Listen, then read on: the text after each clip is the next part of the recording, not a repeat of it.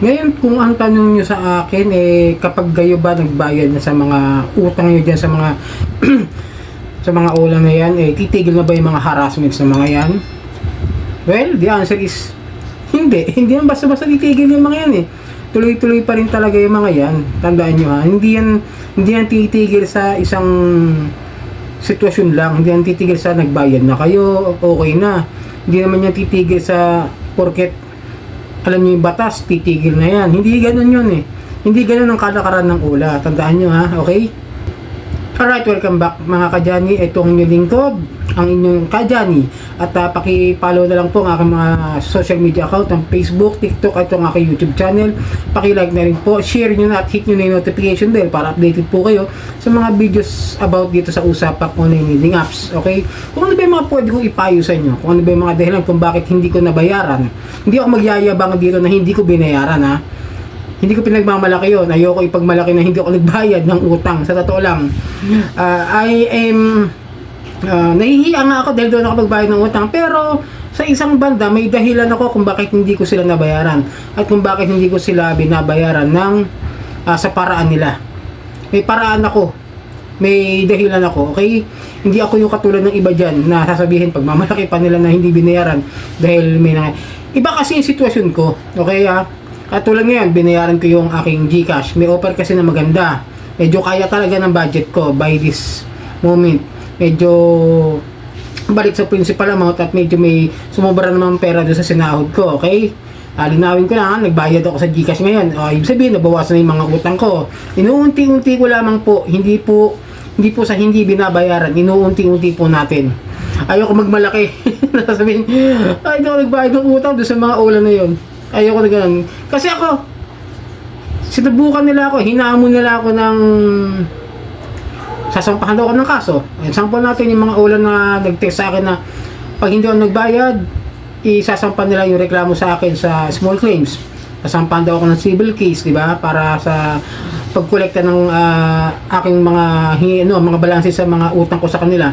Then, sabi ko nga sa inyo, di ba, nagpunta kami sa PNP Anti-Cybercrime, and then yun naman ang sinabi sa amin ng abogado.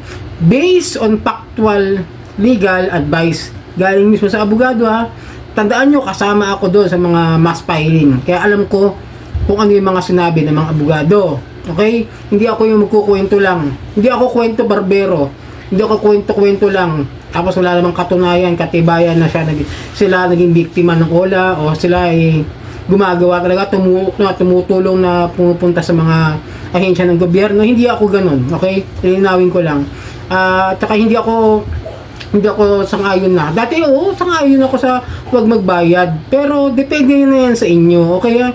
Linawin ko lang, ako neutral na ako sa katwiran na kapag kayo ay naharas, magbayad kayo, o kapag hindi naman kayo nahaharas, hindi pa rin kayo magbabayad. Tapos ano ba dapat yung gawin? Kung babayaran ba? At kung kayo ay nakapagbayad na, tama ba na kayo ay harasin pa rin? Siyempre mali na yun. Kaya neutral na ako ngayon. Kasi ako, iba yung paninindigan ko sa utang. Kasi utang is utang. Pero kung naharas kayo, nasa inyo na. At kung hindi naman kayo naharas, baka sabihin ng iba na naman dyan. Meron kasi ako mga nakikita sa mga comment section na pati bill is tala. Nagtatanong, nangaharas ba yan? Walang harassment sa kung nababalitaan dyan sa mga yan. Ayaw ko kay Tala, may issue kasi. Maraming nag-complain. Tingnan nyo na lang sa Facebook ko, Facebook page, okay? Tingnan nyo po ron kung ano yung mareklamo sa kanila. Kasi doon nyo makikita ko yung problema yung Tala. Pero si Billy is wala. Parang kasi yung lumalabas sa mga bibig nila na ang laki raw ng interest. Hindi nila kayang bayaran. Nag-o-offer naman po yan. Tulad sa akin, sabi ko kasi nag-offer sila sa akin ng hanggang December 31 kung ba kaya kong bayaran ng principal amount, yung 5,000 plus, 5,000 plus na utang ko ng isang buong payment at matatanggal na nga yung penalties at yung mga interest. And then yung isang option nga, tandaan ninyo yung maghulog ako ng isang hulog na 915, masasama ako sa raffle nila para mawala yung aking mga utang. Kumbaga magkakaroon ng nare-remata na. Parang kalahas yung offer nila sa akin. Ang galing nga Pero tandaan nyo nasa inyo na po yan. Pero para sa akin, ako po ay hindi pa nag-due date. Ay hinamon na po ako na sasampahan ako ng kaso. Okay, go! go in the court. Magsampa kayo na reklamo sa, basta lahat kumpleto. Yung dokumentong ipapakita nyo sa akin na kayo o silang mga ulay naniningil ng tama. May demand letter, tandaan nyo, ako malakas ang loob ko dahil alam ko, pag nagpadala ng demand letter, pumunta sa bahay, pumunta sila bilang mga tao na ahensya ng ula nila, ng agent ng ula na, mga ula agent na yan. As long as tao kayong pumunta sa amin, tao namin kayong haharapin. Pero oras magkamali kayo na magsalita kayo hindi maganda at ipahiya ang isang tao ko o yung mga kasama ko doon sa bahay na pinuntahan nila, sabihin, sisigaw-sigaw na yung ano nyo, yung kapatid nyo, yung anak nyo, scammer yan, di marunong magbayad ng utang, ibang usapan yon, tandaan nyo. Pero pag kayo maayos naman kayo pumunta sa bahay, tatanggapin ko, makikipag-settle ako ng maayos. Okay, ganun lang po yung simple. Simple. Ngayon ko sinasabi na sasampahan ko ng kaso, go.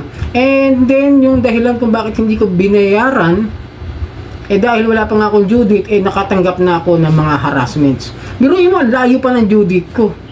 18 pa yung due date ko, may harassments na ako natanggap, 8 pa lang. Nakapost na ako sa Facebook. May GC na ako. Nakatag yung mga kaibigan ko doon sa GC. Di ba? Kaya gusto ko, kung gusto talaga nila akong hamunin ng legalan, doon kami sa korte mag-usap. Siyempre, di man na aaminin yan eh. Pakita ko sa inyo kung bakit hindi na inaamin yan. No? Tulad nito, yung mga nagbayad na, pero hinaharas pa rin. Bibigyan ko yun ng katunayan ha, na kahit magbayad kayo, hindi pa rin kayo ligtas sa harassments. Tulad nitong sa balita, credits to the 24 oras, sumbungan ng bayan, ito yung title. Babaeng tapos na sa utang sa kunininding campaign, nagkautang ulit. Bakit nagkautang ulit? O, di ba? Kasi nilalagyan nila ng utang kahit hindi naman na nagre-reloan. At kahit nakapagbayad na kayo, o kahit wala na dumating sa inyong pera, at alam niyo sa sarili niyo na clear na kayo sa utang ninyo, patuloy pa rin sila mga haras, di ba? Ang kagandahan lang kasi tulad niyan, nagreklamo siya na wala na siyang utang, madali kasing mas para sa akin mas okay magreklamo yung mga nakapagbayad na talaga. Like that. Siyempre, pakikinggan nyo na, kung may transaction history ka na talagang clear yung utang mo, binayaran mo sila by that loan, at wala kayong naging problema, tapos bigla kayong hinaras, mas malaki ang chance talaga na na makatulong sa inyo, na talagang pakikinggan. Kasi kadalasan sa mga hindi sa hindi ko nila lahat. Karamihan kasi dyan sa mga nagre-reklamo, mga sinasadyang hindi magbayad, kagaya ng mga wala farmer, magpapanggap na biktima. Siyempre, ayaw na magbayad ng utang makukunat talaga. Hindi ko nila lahat tatandaan nyo. Ito kasi mas maganda kasi talaga kung may katibayan na nakapagbayad kayo. Kaya nga ako sabi ko sa inyo, it depends na lang sa inyo. Pero hindi ko pinagmamalaki hindi ako nakapagbayad ng utang. Siyempre, pero ibabase natin yan sa legal na paraan. At hindi sa mga sasabihin natin na hindi ko binayaran kasi ganito, ganun. Daming, marami tayong dahilan. Pero totoo yan. Pero tandaan nyo, kapag kayo naharas at kayo nakapagbayad naman, it will be a big difference doon. Pero kung ayaw nyo talagang bayaran, nasa inyo talaga yan. Kasi sabi nga nila, pagka nagkaroon ng kaso, nagpost sila ng ating mga picture sa Facebook, mas malaki babayaran nilang danyos. Di ba? Totoo naman. Kaya sabi, it depends. Tulad din nung nakaraan sa raid ng NBI, pakita ko sa inyo. Yan, ito. Di ba, yung nakaraan na, yung 24H peso, yung talagang walang lisensya, talagang nalaman ng NBI na illegal ang operation nila. Sabi, yung sa Chinese arestado sa pagpapatakbo ng online lending collection scam. Yun, si nanay nagkwento, sabi nga niya, di ba? Sa interview sa kanya, nangutang siya doon sa isang yung 24H peso, ang nakuha niya is, ang hingar niya ito is 3,000, ang nakuha niya is 1,900. Tapos ngayon, binayaran na niya.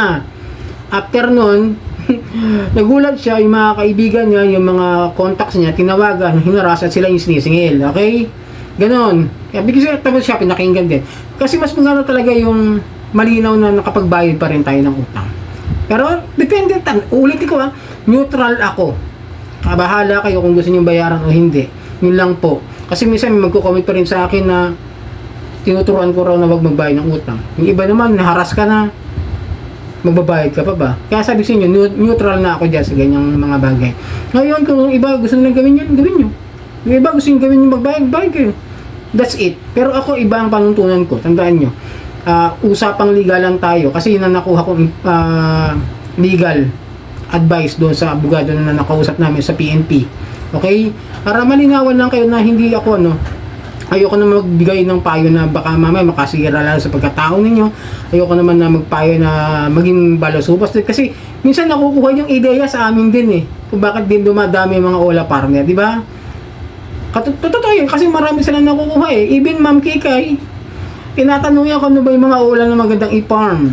Nagpupuso talaga namin, katanong ko ano ba yung mga Ola na nang haharas para mag-loan sila ron. Ganun yun Kaya sabi ko sa inyo, mahirap. Kasi minsan pagkakamalan na yung mga Ola victim dahil sa sobrang dami ng utang, napagkakamalan ng Ola farmer. Okay, siguro, pag-usapan natin yung mga ganyan, yung Ola farmer versus Ola abusive Olas, yung mga labanan ng dalawang mandarambong, kadiliman at kasamaan. So yun mga kadyan, binigyan ko lang kayo ng advice kung sakasakali, para kung sakali magkaroon kayo ng problema pag nagbayad kayo at hinaras pa rin kayo, pwede kayong dumulog agad sa PNP o sa NBI Anti-Cybercrime. Yung sa SEC, meron naman silang iMessage ngayon. Medyo, nung binuksan ko nung nakaraan, hindi ko sure kung gumagana, Ay, hindi ako, sinubukan ko, parang iba yung lumalabas na, na email website. Parang meron yatang error or system error doon sa kanilang website. Yun lang. Pero tandaan nyo, pag kayo naharas, kung sakali may loan kayo, pwede kayong dumulog sa mga ahensya ng gobyerno. Kung kayo malapit sa PNP Camp Crame, kung kayo malapit sa mga PNP Anti-Cybercrime, sa NBI Anti-Cybercrime, doon na lang po kayo dumulog para mas mabigyan kayo na maayos at mas magandang payo para sa inyo. Kasi ako, kinuha ko ito based doon sa attorney na kausap namin sa PNP Ngayon kung ano sasabihin ng mga kapulisan o ng mga ahente ng NBI, yun na muna ang sundin ninyo kasi yun ang mas makakatulong sa inyo. Tapos basta lagi nyo i-screenshot yung mga harassments nila. I-save nyo lang po yan para maging mas maayos po yung pagre-reklamo ninyo. Kukuha lang po kasi kayo yan ng complaint of affidavit, yung statement.